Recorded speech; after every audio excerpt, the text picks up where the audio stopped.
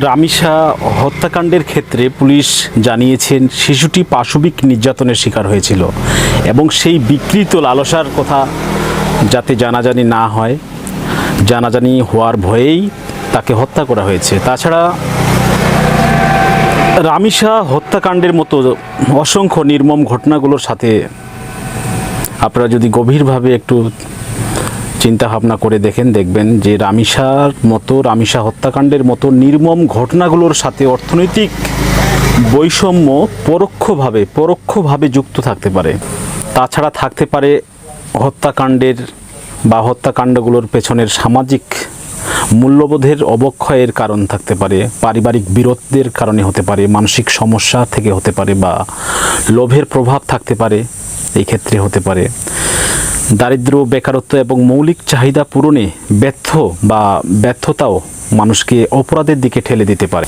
সব মিলে দারিদ্র্য, বেকারত্ব এবং মৌলিক চাহিদা পূরণে ব্যর্থতা অনেক সময় মানুষকে অপরাধের দিকে ঠেলে দেয়। যখন সমাজে বিত্তবানদের সাথে দরিদ্রের বড় ব্যবধান থাকে,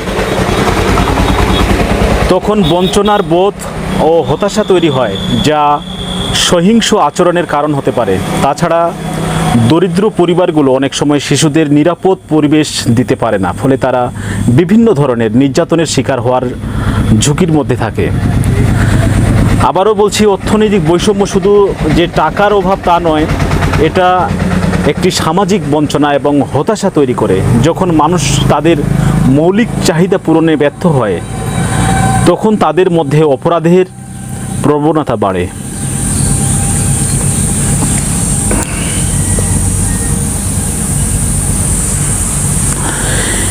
এই বঞ্চনাবোধ থেকে অনেক সময় সহিংসতা এবং চরমপন্থী মনোভাবের জন্ম হতে পারে, এবং সেই ক্ষেত্রে এই কর্মকাণ্ডগুলো, এই হত্যাগুলো এবং বিভিন্ন ধরনের অসামাজিক কর্মকাণ্ডগুলো তৈরি হচ্ছে। এই জন্য আমি মনে করি যে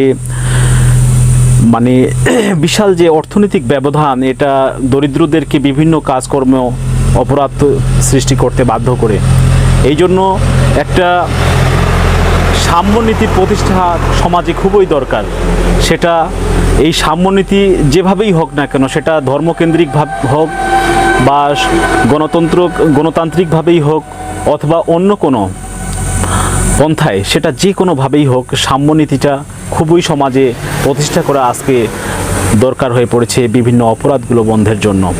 তো এই কারণে আবারও অনুরোধ করছি সকলকে, আমরা একটু বোঝার চেষ্টা করি অর্থনীতি এবং অর্থনীতির এই চরম অবস্থা, এই বিশাল ব্যবধান, পার্থক্য বা এই যে ফারাক একটা তৈরি হচ্ছে, সমাজের কিছু মানুষ বঞ্চিত এবং শোষিত হওয়ার ফলে তাদের মানসিক এবং সামগ্রিক একটা অন্যরকম একটা মনস্তাত্ত্বিক অবস্থা তৈরি হয়, যার থেকে বিভিন্ন অপরাধগুলো তৈরি হচ্ছে।